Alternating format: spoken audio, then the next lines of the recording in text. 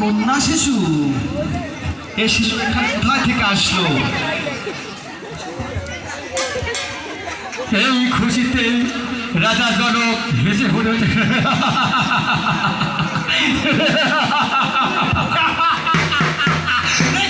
অপরূপ সন্তান।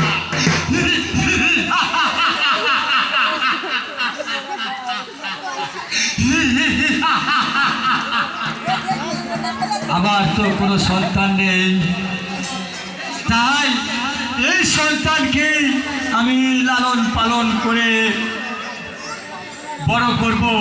আর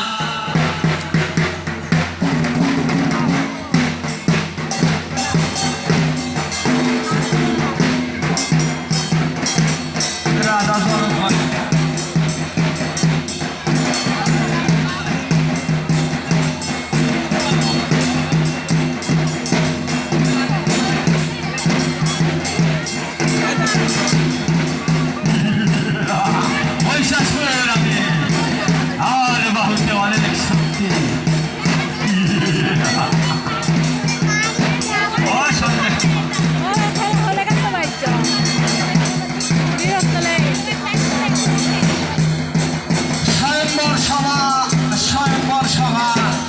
স্বয়ম্বর সভা, মাতা জানকীর স্বয়ম্বর সভা।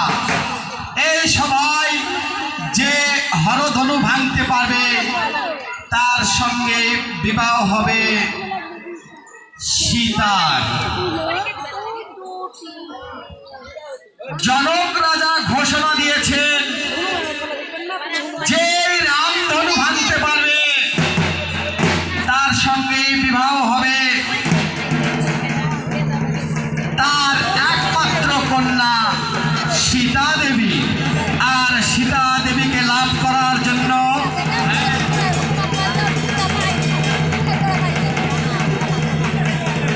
অনেক রথী মহারথীগণ এসেছেন এই জনক রাজের আসরে।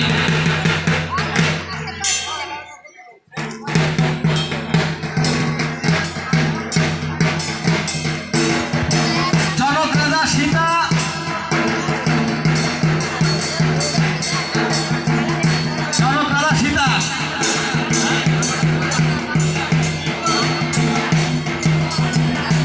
হ্যাঁ, সীতাকে লাভ করার জন্য একজন মহারথী চলে এসেছেন। দেখা যাক তিনি সেই হরধনুটি ভাঙতে পারেন কি না।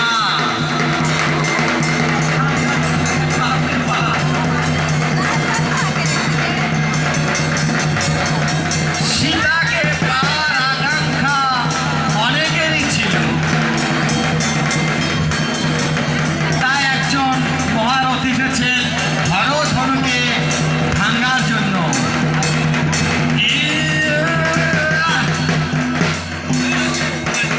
সর্বনাশ, হ্যাঁ আমার পক্ষে সম্ভব না বাবা, আমি পারা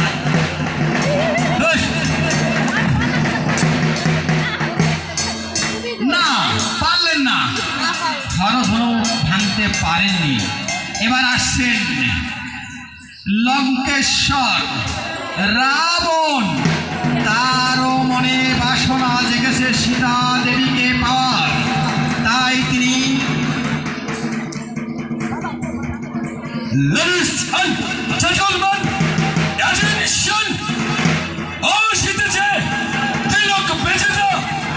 লঙ্কেশ্বর রাজা রাবণ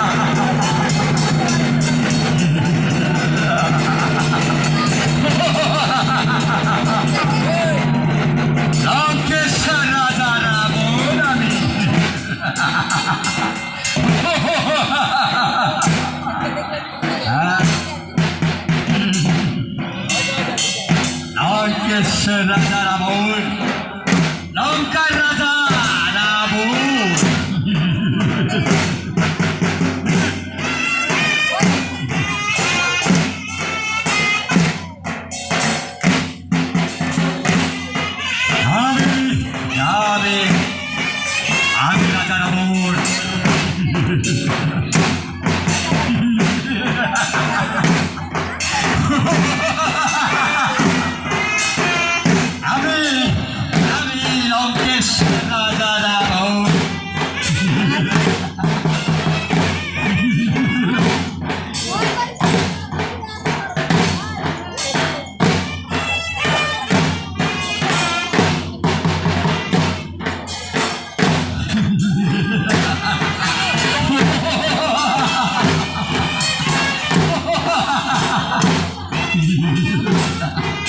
আমি আমি রাজা রাবণ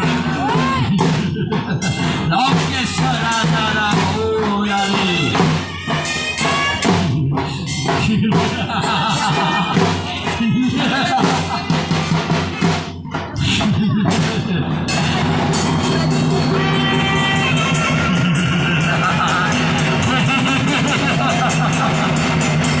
লঙ্কেশ্বর রাজা রাবণ আমি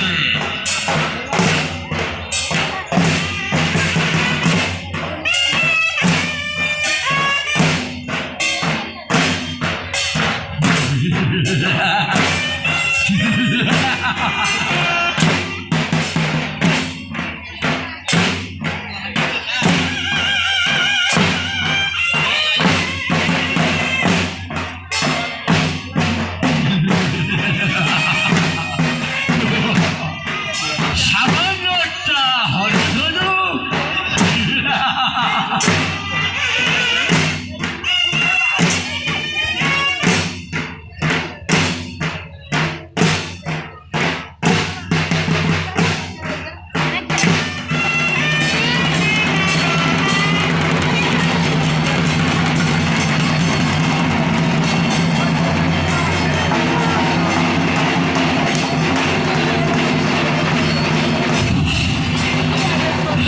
আমি আমি ত্রিলোক বিজেতা রাবণ সামান্য হরধনু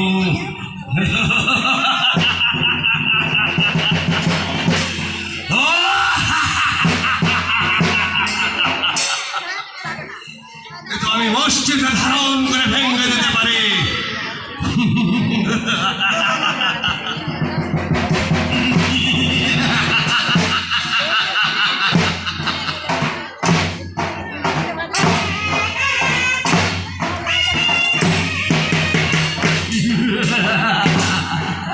আমি রাবণ সামান্য একটু হরধনু আমি কি এক নিমেষে চূর্ণ বিচূর্ণ করে দিতে পারি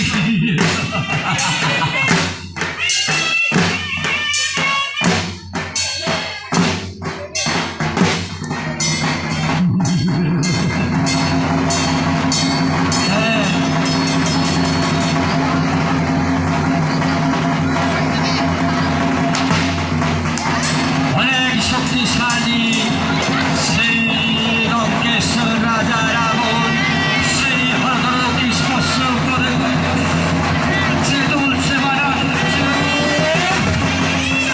না না না এ কি করে সম্ভব হতে পারে সামান্য হরধনু না না না এ কি করে সম্ভব এই বলে আমি আবারও চেষ্টা করছি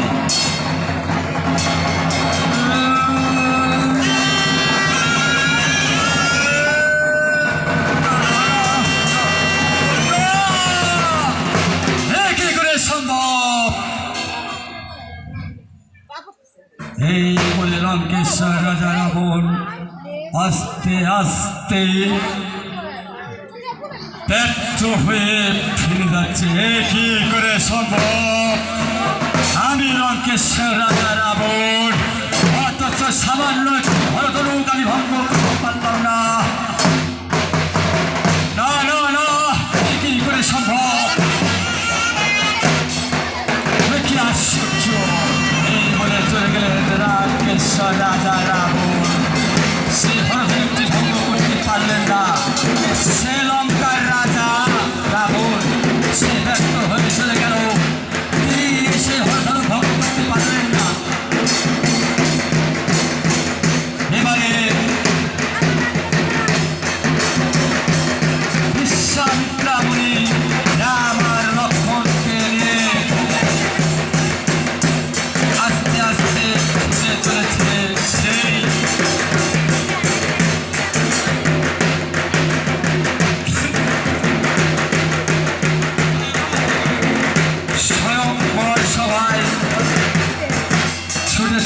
করছেন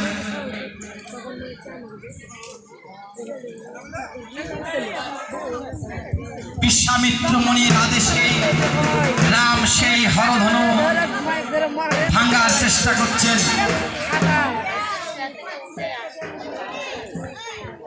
হে রামচন্দ্র,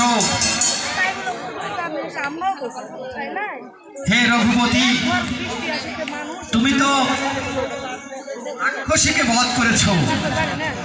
এই স্বয়ংবর সভায় তোমাদের আমি নিয়ে এসেছি। তোমরা দুই ভাইয়ে চেষ্টা করে দেখো কেউ এই হরধনু ভাঙতে পারো কিনা। ঠিক আছে মণিবর। রাম বলছে লক্ষণকে,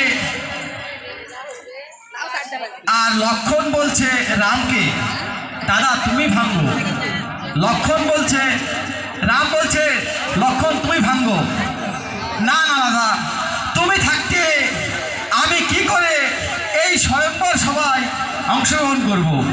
তুমি আমার দাদা, তুমি জয়লাভ করলেই আমার জয়লাভ করা হবে।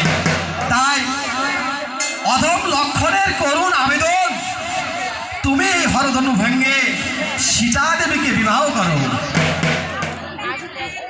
এই বলে লক্ষণ রামকে অনুনয় বিনয় করার পর রাম সেই হরধনুর দিকে এগিয়ে গেলেন। আশীর্বাদ করুন গুরুদেব, আমরা যেন জয়লাভ করতে পারি। আয়ুষ্মান ভব, যশস্বী ভব। এবার শ্রী রামচন্দ্র সেই হরধনুকে প্রণাম করে সেই রাজসভায় স্বয়ংবর সভার সকলকে প্রণাম করে সকল দিক প্রদক্ষিণ করে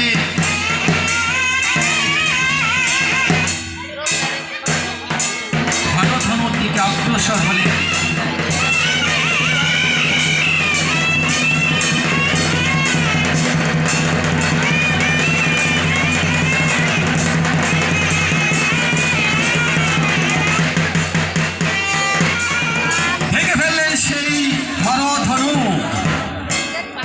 এবং জনক রাজার কথা মতো এই স্বয়ংবর সভায় শ্রীরামের গলায় সেই বরমাল্য প্রদান করছেন সীতা দেবী।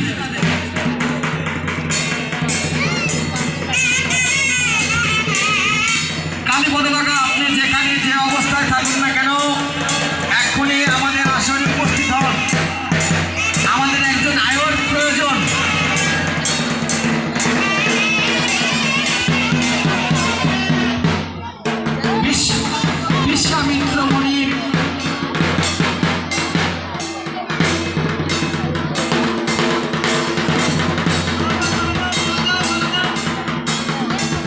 বিশ্বামিত্র মুনির নিজে উপস্থিত থেকে গন্ধর্ব মতে রাম এবং সীতার বিবাহ সম্পূর্ণ করলেন।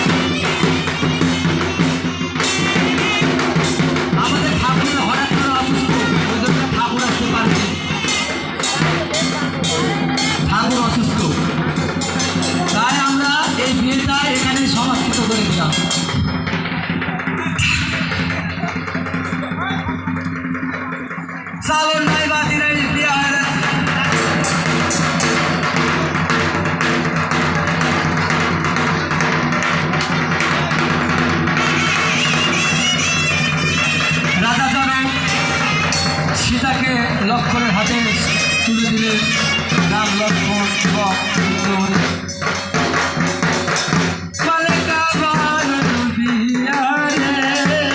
এবং সীতার বাজরাবালা বাজারি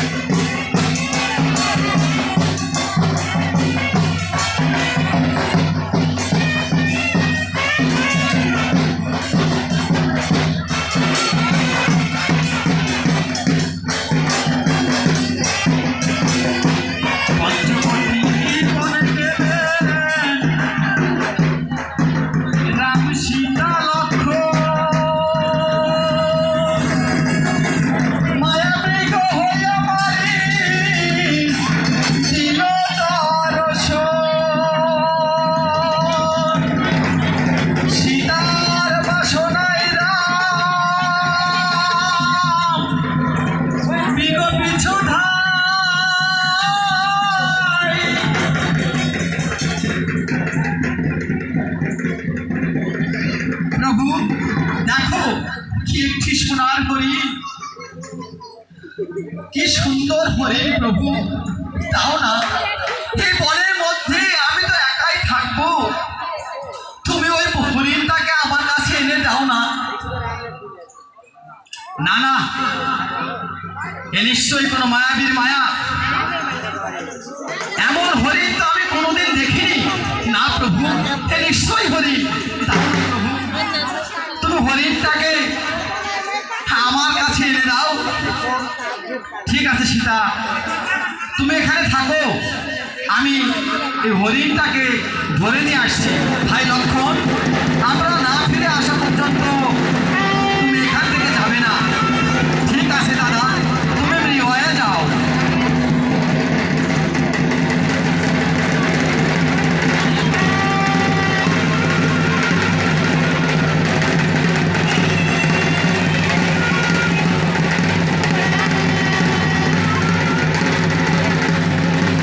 ছোটাছুটি করছে, তার পিছনে রাম চলে গেলেন।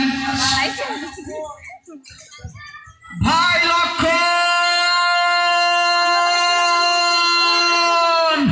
প্রাণ যায়, রক্ষা কর দাদা। ফকির, ও যে প্রভুর কণ্ঠস্বর। সীতা, ফকির, ও যে প্রভুর কণ্ঠস্বর। লক্ষ্মণ, লক্ষ্মণ, তুমি শুনতে পাচ্ছ না তোমার দাদার আত্মনাদ? না দেবী, ভাই লক্ষ্মণ,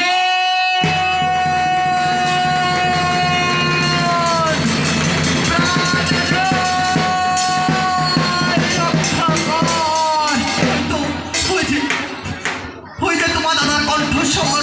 লক্ষ্মণ, লক্ষ্মণ, শীঘ্রই তুমি ছুটে যাও, নিশ্চয়ই তার কোনো বিপদ হয়েছে। না না মোদি, আমার দাদা পরশুরাম বিজয়ী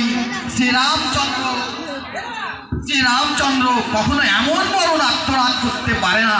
এ নিশ্চয়ই কোনো মায়াবীর মায়া।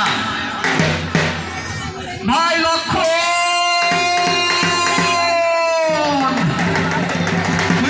ওই তো শোনা যাচ্ছে রঘুপতির কণ্ঠ।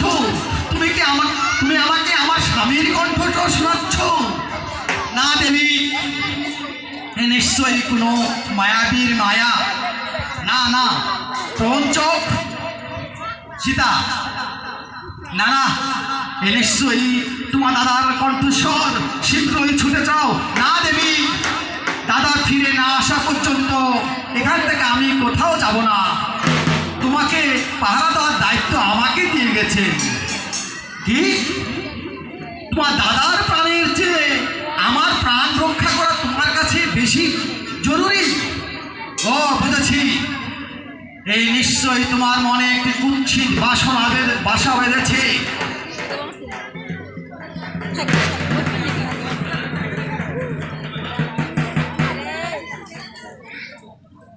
কি বললে, কি বললেন বৌদি?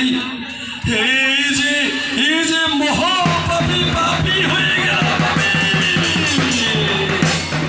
এই কথা শোনার আগে আমার মৃত্যু হলো না কেন? মাতৃরূপা জ্যেষ্ঠ ভাতৃবধূ, সে কি কঠিন আঘাত করলেন আমায়। ভগবান, এখন বলে দাও আমি কি করব? একদিকে দাদার আদেশ, অপরদিকে মর্মভেদী বাক্যবান। আমি আর সইতে পারছি না। দেবী, আমি আপনার আদেশই পালন করতে চললাম, কিন্তু করুন আবেদন, আমরা ফিরে না আসা পর্যন্ত আপনি এই মন্দির বাইরে যাবেন না।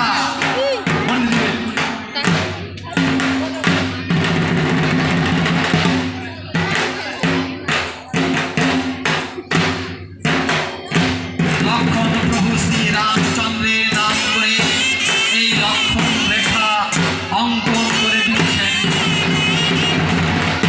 যতক্ষণ এই মন্দির মধ্যে সীতা দেবী থাকবে, পৃথিবীর কোনো শক্তি নেই তাকে হরণ করে।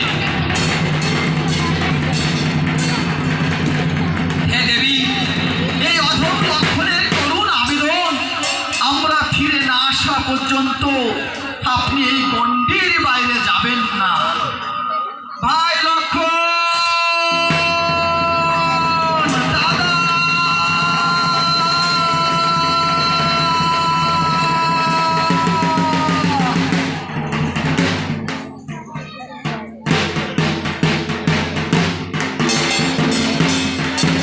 বাড়ির সেই অরণ্য কাণ্ডে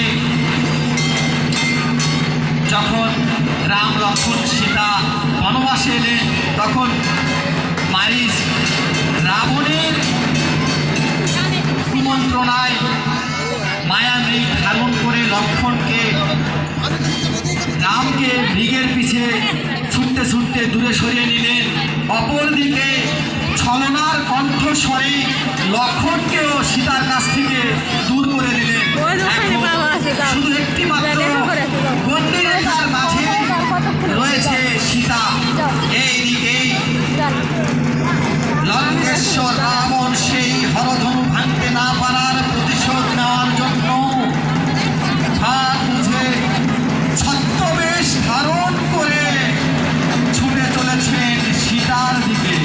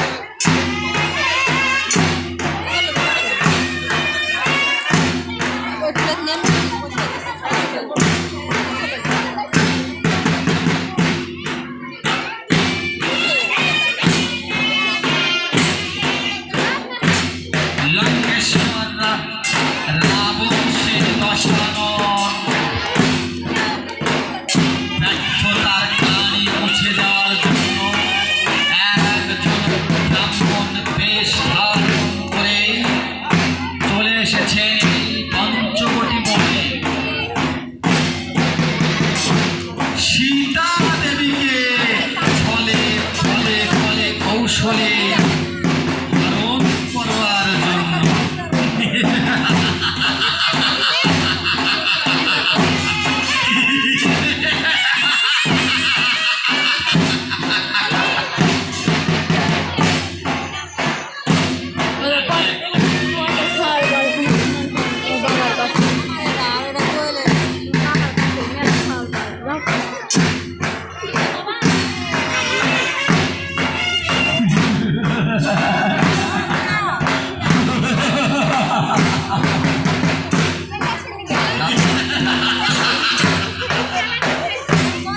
সীতা দেবী, দেখি আমি তোমাকে হরণ করতে পারি কিনা।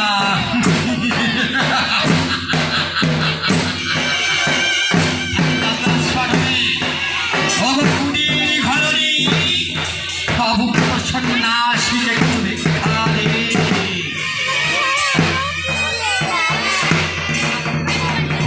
অবগুণীর ঘরণী ভিক্ষাং দেহি।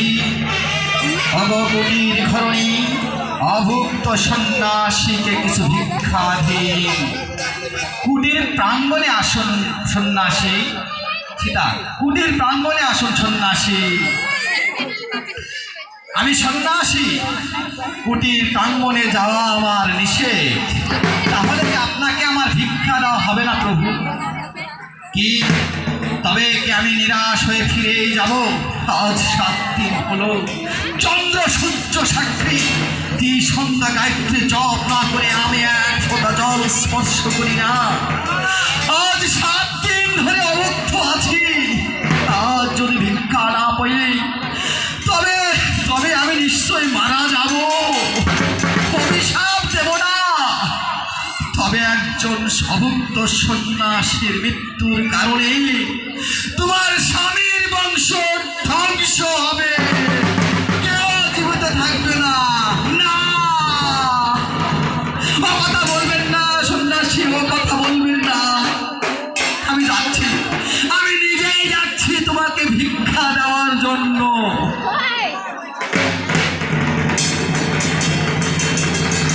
এক পা করে অগ্রসর হচ্ছেন রাবণ। ওই দিক থেকে সীতাও আস্তে আস্তে ফিরে আসছেন গণ্ডির বাহিরে সন্ন্যাসীকে ভিক্ষা দেওয়ার জন্য।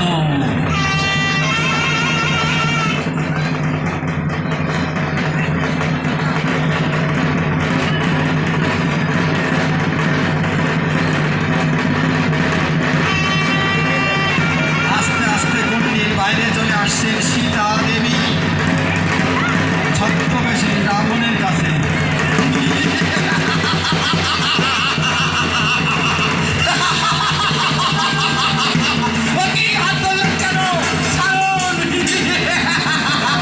আমি লঙ্কেশ্বর রাবণ, আমি তোমাকে লঙ্কায় নিয়ে যাব।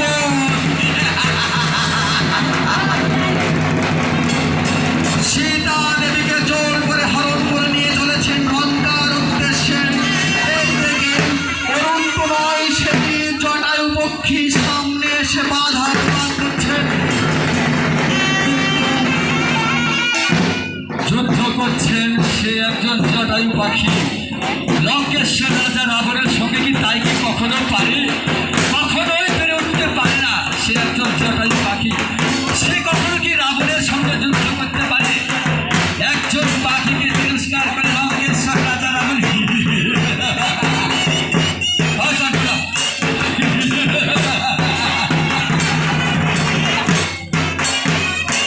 একজন জটায়ু পাখি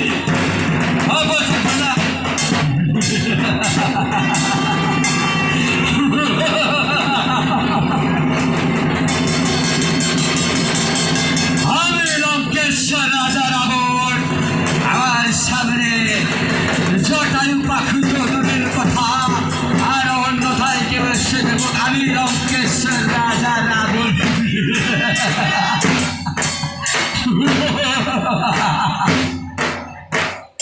আমি রাবণ, আমি লঙ্কার রাজা।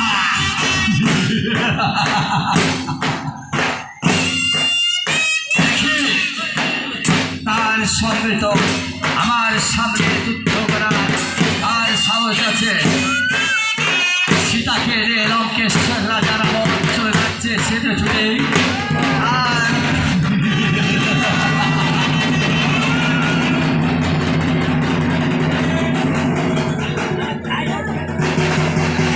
রাম আর লক্ষ্মণ দুই ভাই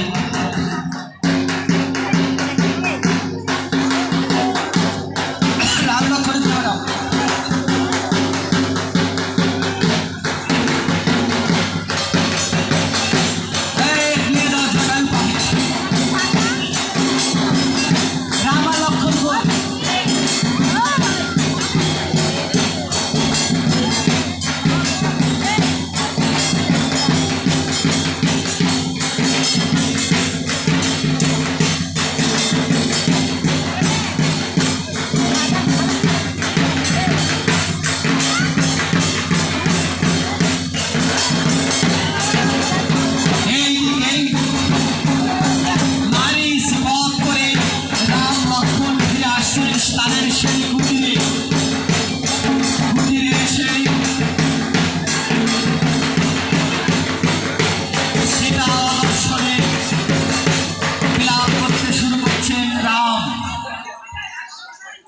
সীতা জ্ঞান সীতা ধ্যান সীতা চিন্তামণি সীতা বিনা শ্রী শ্রীরাম মণিহারা ফণি। রাম লক্ষ্মণ যখন মারিচ বধ করে কুটির প্রাঙ্গণে ফিরে আসলেন সীতাকে অদর্শনে রাম লক্ষ্মণ দুজনেই প্রলাপ বকতে শুরু করলেন। কোথায় গেল? কেউ বলছেন কোথায় আমার সীতা, কেউ বলছেন কোথায় আমার সীতা দেবী। দুজনে শেষ পর্যন্ত তন্ন তন্ন করে খুঁজে বেড়াতে লাগলেন।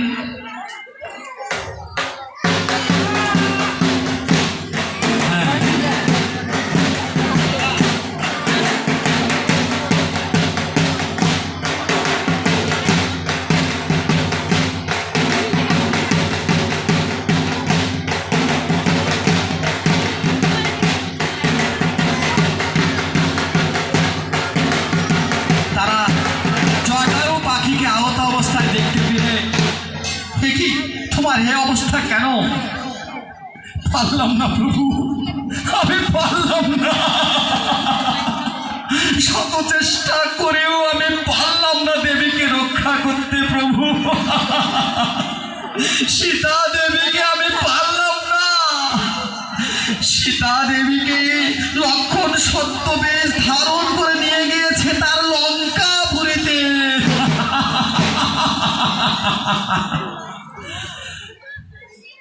অতঃপর জটায়ু পাখি প্রাণ ত্যাগ করলেন এবং তার মুখেই রাম লক্ষ্মণ জানতে পারলেন যে সীতা দেবীকে হরণ করে নিয়ে গিয়েছে সেই লঙ্কেশ্বর রাবণ তার লঙ্কাপুরীতে। রাম লক্ষ্মণ দুই ভাই মিলে জটায়ু পাখি সংক্রান্ত সম্পূর্ণ